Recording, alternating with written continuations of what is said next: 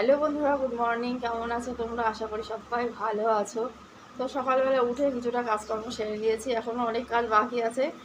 তো তুমি দেখতে পাচ্ছ ঘরে বিছানাপত্র এখন পড়ে আছে, এইগুলো গোছাবো। তো আমার কাছে একটা স্পেশাল জিনিস আছে, তোমাদের সঙ্গে শেয়ার করতে চাই।